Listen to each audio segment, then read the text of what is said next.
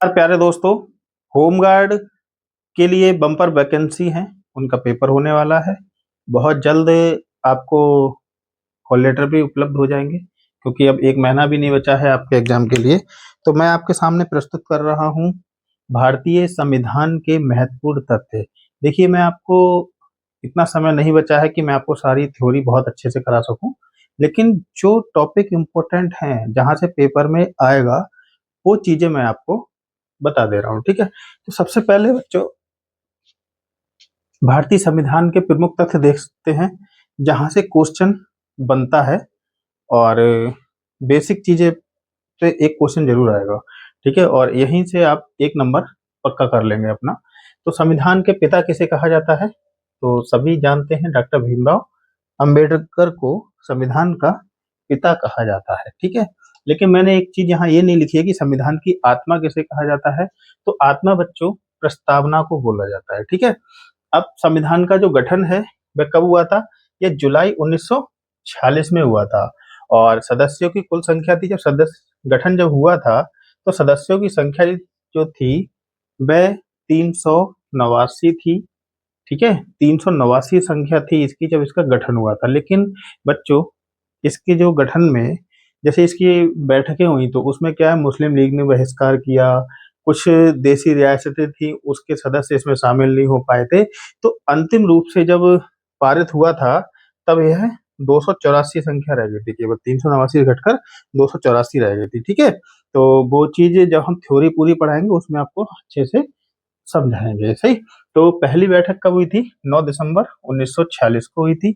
इसके अस्थायी अध्यक्ष जो थे वह सच्चिदानंद सिन्हा थे। ठीक है, क्योंकि यह सबसे बुजुर्ग व्यक्ति थे संविधान सभा के, इसलिए स्थायी अस्थायी अध्यक्ष सच्चिदानंद सिन्हा को बनाया गया था। कई बार पेपर में ये चीजें आ चुकी हैं। ठीक है, उसके ठीक 2 दिन बाद 11 दिसंबर को एक बैठक हुई थी।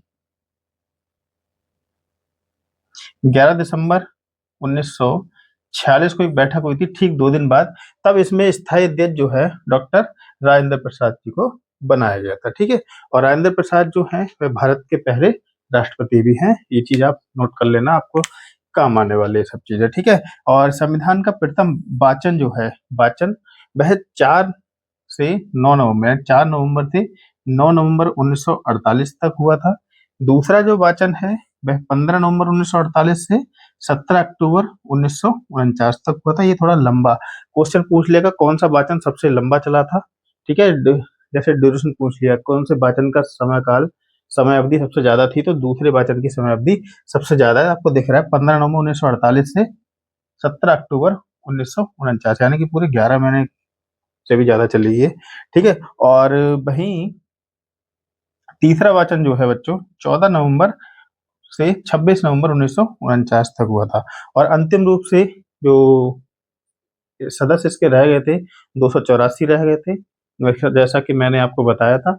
और क्योंकि मुस्लिम लीग के सदस्य इसमें शामिल नहीं हुए थे, और कुछ देसी रियासतें थी जिन तक मतलब संदेशा नहीं पहुंच पाया था, तो ऐसे लोग शामिल नहीं हो पाए थे इसमें। ठीक है, उन्होंने, कुछ लोगों ने बहिष्कार कर दिया था इसका। ठीक, तो कुछ लोग चाहते नहीं थे कि संविधान बनाया जाए, या ऐसे इस तरीके वगैरह वगैरह। ठीक है, तो इसलिए वो लोग शामिल नहीं हुए थे। कुछ लोगों तक इसमें खबर भी नहीं पहुंची थी। जब आप गहराई से पढ़ेंगे तब आप यहाँ चीज में समझेंगे कि इतने 284 कैसे बचे। ठीक है, लेकिन अभी आपको क्या है, आपका होमगार्ड का एग्जाम है, इतनी डीपली आने वाला नहीं है। बस आप 284 याद रखना। अंतिम रूप से संविधान पारित करते समय कितने सदस्य थे?